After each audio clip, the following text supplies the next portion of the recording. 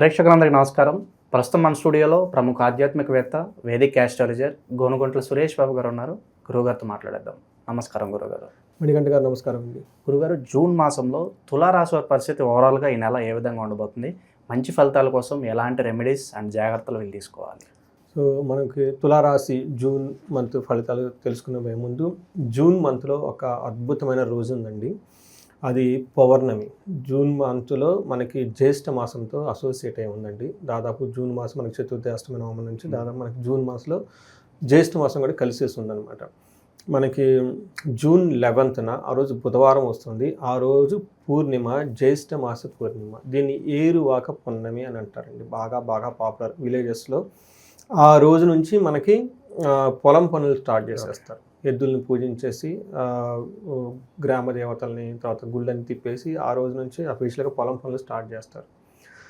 ఈ పౌర్ణమికి ఇంకా 2-3 విశేషాలు ఉన్నాయండి. ఒకటి, ఎవరైతే ప్రేమించి పెళ్లి చేసుకొని ఆ తర్వాత గొడవలు పడుతూ విభేదాలతో సతమతం అవుతున్నారో వాళ్ళకి.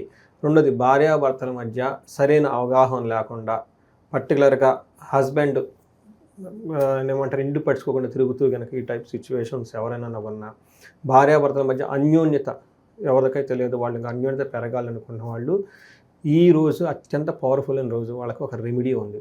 అదేంటంటే మర్రి చెట్టుకి ప్రదక్షిణలు చేసి మర్రి చెట్టుని పూజించాలండి. పూజించి వీళ్ళకి 3 తమలపాకులు 3 ఒక్కలు కలిపి అట్లా 3, 4, 8 మంది అంతమందికి తాంబూలం ఇవ్వాలండి. తర్వాత సుహాసిని పూజను కూడా చిన్నపిల్లలకు కనుక ఏదైనా కనుక వస్తువులు కనుక కొన్ని పెట్టి చేస్తే, లేదంటే వాళ్ళకి ఆకులు పళ్ళు కనుక ఇవ్వగలిగితే అది చాలా పవర్ఫుల్ అయిన రెమెడీ. పర్టికులర్గా ఈ యొక్క భార్యాభర్తల అన్యోన్యతకి ఇప్పుడు మనం చెప్పుకునే వాళ్ళకండి. దీనికి సంబంధించి మనకి వట సావిత్రి వ్రతం అని కూడా అంటారండి. సావిత్రీదేవి యమధర్మరాజుతో పోట్లాడి వాళ్ళ హస్బెండ్ని నిక్కి తీసేసుకుందండి. అంత పవర్ వాళ్ళకి ఎక్కడి నుంచి వచ్చింది అంటే ఈ యొక్క ప్రక్రియ చేయటం వల్ల ఆ పౌర్ణమి రోజున వటవృక్షానికి అంటే మర్రి చెట్టుకి పూజ చేయడం వల్ల ఆ పవర్ వచ్చిందండి. ఎందుకంటే very easy and powerful remedy, అందరూ చేయాలని చెప్పేసి నేను కోరుకుంటున్నాను. రెండోది, ఆ పౌర్ణమి రోజున నువ్వులు కనుక దానం చేస్తే, పర్టికులర్ పొలిటీషియన్స్ ఎవరున్నా, రాజ్యాధికారులు ఉన్నా, మేనేజర్ పొజిషన్లో ఉన్న, హైఫై పొజిషన్లో ఉన్న, తర్వాత అధికారం గురించి వాళ్ళ వ్యాపారం అభివృద్ధి చేసుకోవాలనుకుంటున్న వాళ్ళు కనుక నువ్వులు కనుక ఒక 1/4 kg కనుక ఎవరికైనా కనుక దానం చేయగలిగితే అది అశ్వమేధ యాగంతో సమానం అని చెప్తారు. రెండో పవర్ఫుల్ రెమెడీ, అది కూడా ఆ రోజే. మూడవ రెమెడీ, ఇది ఏం చెప్తారంటే విపరీతమైన పుణ్యం రావాలన్నమాట. అంటే మనకి ఎప్పుడైతే మనలో పాపాలన్నీ పోతాయో, మనలో ఉన్న నెగిటివ్ ఎనర్జీ పోతుందో పాజిటివ్ ఎనర్జీ ఆటోమేటిక్గా అక్యుములేట్ అవుతుంది. ఎప్పుడైతే పాజిటివ్ అక్యుములేట్ అయితే మన ఆలోచన ధోరణి అంతా చక్కగా ఉంటుంది. ప్రతి పని చాలా ఈజీగా చేయగలుగుతాం. అలా కనుక ఎవరైనా విజయం రాకుండా కష్టాలు పడుతూ ఉంటే, అయ్యో లైఫ్ ఏంటి ముందుకు పడుతుంది అనుకున్న వాళ్ళు కనుక ఉంటే ఆ రోజున ఉదక కుంభ దానం అంటారు. ఇది సంస్కృతంలో భయపడద్దు, ఏం లేదు, వాటర్ బాటిల్ ఇచ్చేయటమే దానం. మన ఇంగ్లీష్లో ట్రాన్స్లేట్ చేస్తే ఉదక కుంభం అంటే, ఉదకం అంటే నీళ్లు, కుంభం అంటే చెంబు లాంటి పాత్రలు అంటే, ఇప్పుడు వాటర్ బాటిల్ని దానం చేసేస్తే అయిపోతుంది. దీనితో పాటు గొడుగును దానం చేసిన, చెప్పులు దానం చేసిన, దీనితో పాటు గంధము దానం చేసిన, తర్వాత ఇలాంటి జ్యూస్లు ఇలాంటి ఏవి దానం చేసినా కానీ అత్యంత పుణ్యం వస్తుంది. ఇది అందరూ గమనించుకొని ఈజీ వే, సింపుల్గా మీకు ఎంతైతే అంత. ఒకళ్ళు నాకు చాలా సంతోషం, అమెరికా నుంచి ఫోన్ చేశారు, ఏమంటే మీ వీడియో చూసేసి ఇక్కడ మేము స్టెరైజ్డ్ వాటర్ బాటిల్స్ అన్ని దానం చేసేస్తున్నామండి ఆ వెహికల్స్లో పెట్టేసుకొని చెప్తున్నా. చాలా ఆనందం వేసిందండి. అంటే మన ఈ కాలమాన పరిస్థితికి అనుగుణంగా పోవాలి ఆ సంస్కృత మాటలు. కాబట్టి ఏం చేయాలంటే చెప్పులు దానం చేయటం, గొడుగును దానం చేయటం, గంధం దానం చేయటం, ఆకులు దానం చేయటం, ఇలాగనక వాళ్ళు దానం చేసుకుంటూ వెళ్ళిపోతే మనలో ఉన్న నెగిటివ్ ఎనర్జీ అంటే వెళ్ళిపోతుందండి. ఇవి కనుక ఈ 3 రెమెడీస్ ఆ ఒక్కరోజు ఏ ఒక్కటి కనుక చేసుకున్న వాళ్ళ అవసరాలను బట్టి చాలా పవర్ఫుల్గా అత్యంత శక్తి వస్తుంది. ఏరువాక పున్నమి, జ్యేష్ఠ పూర్ణిమ, ఆ రోజులకు బుధవారం వస్తుందంటే ఇంకా అద్భుతమైన పవర్ఫుల్ రోజు. జ్యేష్ఠ నక్షత్రం బుధవారం రావడం ఇంకా విశిష్టతది. అది ఇర్రెస్పెక్టివ్ ఆల్ ది అందరు రాసులు. ఇది ఎవరినన్నా వేరే వాళ్ళకి షేర్ చేయండి. వాళ్ళు కనుక చేస్తే ఆ పుణ్యం మీకు వస్తుంది. మీరు చేయలేకపోయినా వేరే వాళ్ళ చేతన చెప్పి మీ బదులు వాళ్ళు చేయించుకోవచ్చు. ఇది కూడా ఫెసిలిటీ ఉంటుందండి. సంకల్పం వాళ్ళకి చేసి వీళ్ళు ఎక్కడ దూరంగా ఉన్నా తెలిసిన వాళ్ళ దగ్గర కూడా చేయించుకోవచ్చు. వాళ్ళు ఉంటారు కదా, బ్రదర్స్ సిస్టర్స్, ఫారిన్లో ఉన్న వాళ్ళకి ఎవరో ఉంటారు, వాళ్ళు ఇక్కడ వాళ్ళ ద్వారా కూడా చేయించుకోవచ్చు. ఇది అందరు చేయించి చక్కగా ఉండాలని చెప్పేసి మనం కోరుకుందాం. తులారాశి వాళ్ళకి ఈ మంత్ కనుక మనం చూసుకుంటే జూన్ మంత్ కొంచెం మిక్స్డ్గా ఉంటుంది వ్యవహారం ఏది చూసినా కానీ. అయితే తులారాశి వాళ్ళకి ఇంకొక హ్యాపీ న్యూస్ ఏంటంటే, గురువు మారటం వల్ల ఇప్పటిదాకా జాబ్లో ఏదైనా ప్రెషర్స్ ఫేస్ చేస్తున్నా, ఇబ్బందులు పడుతున్నా, ప్రమోషన్స్ వచ్చినా, ఈ లాస్ట్ మే మంత్లో నాకు ఎక్కువ కాల్స్ తులారాశి వాళ్ళ నుంచి వచ్చాయి. ఇది కూడాను స్వాతి నక్షత్రం వాళ్ళు చాలా ఎక్కువ మంది కాల్స్ వచ్చాయండి నాకు. ఈ స్వాతి నక్షత్రాలు ఎక్కువ మంది నాకు కంప్లైంట్ జాబ్ ప్రకారం మాకు బాగలేదండి. ఒకటి జాబ్ కోల్పోయాము, 2 జాబ్లో ఉంటాం పోతాం తెలవదు, కొంతమంది ఫారిన్లో ఉంటామండి అసలు ఉంటాం వెనుకొచ్చేస్తాము తెలవదు. ఈ టైప్ ఎక్కువగా బాగా స్ట్రెస్ఫుల్ కండిషన్లో నాకు ఎక్కువ మంది ఫోన్ చేశారు. అయితే నేను వాళ్ళకి చెప్పింది ఏంటంటే మే 14 తర్వాత బాగుంటుంది, మే 19 తర్వాత ఇంకా బాగుంటుందని. ఎందుకంటే గురువు మారటం వల్ల వీళ్ళకి అష్టమంలో గురువు ఉండి చాలా ఇబ్బందులు పడ్డారు. ఆ గురువు ప్రభావం మారటం వల్ల డౌన్ టు లైన్ చాలా బాగా ఇంప్రూవ్మెంట్ ఉంటుంది. అయితే ఈ మంత్ వీళ్ళకి మిక్స్డ్గా ఉంటుంది. అదేంటో చూద్దాం మనం. మనకి సూర్య గ్రహస్థితి కనుక పేరు బలం కనుక మనం చూసుకుంటే వీళ్ళకి రా, రీ, రు, రే, రో, తా, తీ, తూ, తే అన్న అక్షరాలంతా మనకు తులారాశిలో ఉంటాయి. గ్రహస్థితిని బట్టి కనుక చూసుకుంటే సూర్య సంచారం మిథున రాశిలో జూన్ 15 వరకు ఉంటుంది. బుధ సంచారం మిథున రాశిలోనే జూన్ 6లో ఎంటర్ అవుతారు. శుక్ర సంచారం మీన రాశిలో మే 31 నుంచి జూన్ 29 వరకు ఉంటారు. వాళ్ళు అక్కడే కుజుడు సింహ రాశిలోకి ప్రవేశిస్తారండి. వీళ్ళు జూన్ 7న ప్రవేశిస్తూ ఉంటారు అనమాట. ఈ యొక్క చేంజెస్ వల్ల వీళ్ళకి ఎలా ఉందో మనం చూద్దాం. వీళ్ళు చూసుకుంటే సూర్యుడు వల్ల వీళ్ళకి మిక్స్డ్ రిజల్ట్, ద్వేషపూరితమైన వాతావరణం ఎక్కువగా ఉంటుంది.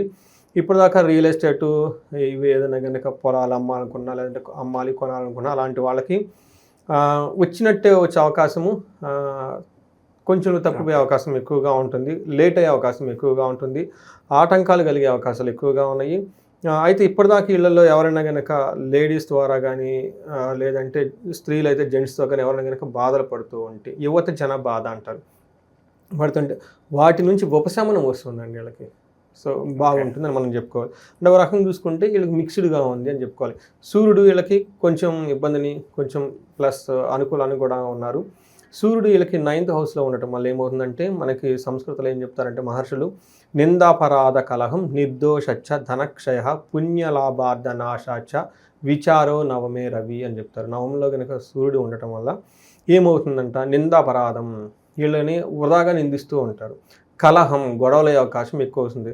నిర్దోషచ్చ అంటే వీళ్ళకి ఏమి తప్పు లేకపోయినా కానీ వీళ్ళ మీద వచ్చి పడిపోతాయి అంటారు. ధనక్షయం ధనం కోల్పోయే అవకాశం ఎక్కువగా ఉంటుంది. పుణ్య లాభార్థ నాశ పుణ్యకార్యాలు కనుక ఏదైనా చేస్తే దాంట్లో వీళ్ళకి ఏమంటారు ఆ ఫలితం లేకుండా కోల్పోయే అవకాశం ఎక్కువగా ఉంటుందని మనం చెప్తారు. అయితే 3వ ఇంట్లో దృష్టి ఉండటం వల్ల ఎన్ని జరిగినా ఓవరాల్గా బాగుంటుంది వీళ్ళకి. అంటే ఓవరాల్గా బాగుంటుంది. బట్ లోన అప్స్ అండ్ డౌన్స్, అనవసరమైన నిందలు పట్టడం, అనవసరమైన ఆటంకాలు రావటం ఇవన్నీ జరిగే అవకాశం ఎక్కువగా ఉంది. 11వ ఇంట్లో వీళ్ళకి కుజుడు ఉండటం వల్ల ఇది ఒక బెస్ట్ టైం. కుజుడు వీళ్ళకి చాలా యోగ్యతను ఇస్తున్నాడు మనం చెప్పుకోవాలి.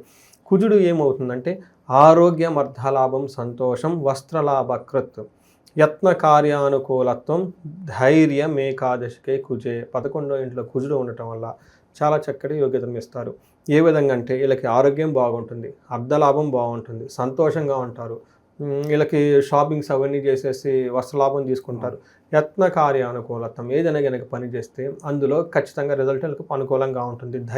ధైర్యవంతంగా ఉంటారు.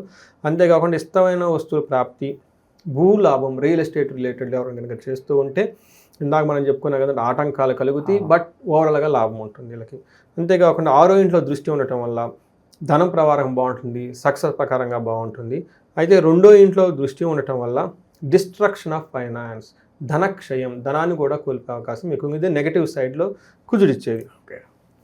మనకి శుక్రుడు 7వ ఇంట్లో ఉండటం వల్ల ఇది మంచి పొజిషన్ కాదు. బట్ దృష్టి 1st హౌస్లో ఉండటం వల్ల కొన్ని విషయాల్లో అనుకూలంగా, కొన్ని విషయాల్లో ప్రతికూలంగా ఉంటుంది. ఫేవరబుల్ అన్ఫేవరబుల్ కండిషన్స్ ఉంటాయి. మనకు ఫేవరబుల్ కండిషన్ కనుక చూసుకుంటే వీళ్ళకి కోపం స్తథాభీతి, ఎప్పుడు కోప్పడే అవకాశం ఎక్కువగా ఉంటుంది. భయం కలిగే అవకాశం ఎక్కువ ఉంటుంది. క్లేశ జీవితం ఎప్పుడు ఏదో ఒక ట్రబుల్స్తో ఉంటుంది. స్త్రీ జాడ్యం, మేహ రోగాది భృగో సప్తమే అంటే లేడీస్తో గొడవలు పడే అవకాశం ఎక్కువగా ఉంటుంది. మనసు విభేదాలు వచ్చే అవకాశం ఎక్కువగా ఉంటుంది.